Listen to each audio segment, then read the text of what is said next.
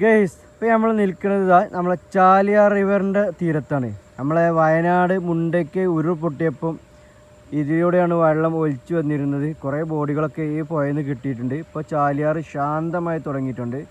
പണ്ടത്തിലേറെ എത്രയോ അടിക്ക് വെള്ളം ഇറങ്ങി, നല്ല തെളിഞ്ഞ വെള്ളമായി.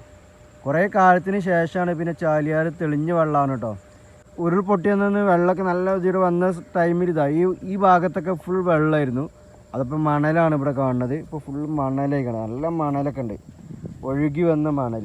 ഞങ്ങൾ ഓരോ ചരിത്രങ്ങൾ ഉറങ്ങിക്കിടന്ന് നമ്മളെ ചാലിയാർ ചാലിയാറിന് പല ചരിത്രങ്ങളും പറയാനുണ്ട്. അതിലൊരു ചരിത്രമാണ് നമ്മളെ ചൂരൽമല മുണ്ടയ്ക്ക് ഉരുൾപൊട്ടിയതിൻ്റെ ചരിത്രം. മുന്നേ കുറേ ഉണ്ടാവും നമ്മൾ കാണാത്ത. ഇപ്പോൾ ഈ ചാലിയാർ തന്നെ മുന്നേ എന്നോ ഉരുൾപൊട്ടിയിട്ട് ഒഴുകി വന്ന ഈ വെള്ളത്തിലൂടെ ഉണ്ടായതായിരിക്കും ഈ ചാലിയാർ പുഴ തന്നെ. അതിൻ്റെ നീരുറവായിരിക്കും. അപ്പോൾ പണ്ടൊന്നും ചിലപ്പോൾ ഇവിടെ പുഴ ഉണ്ടാവില്ല. കുറേ വർഷങ്ങൾക്ക് മുമ്പ്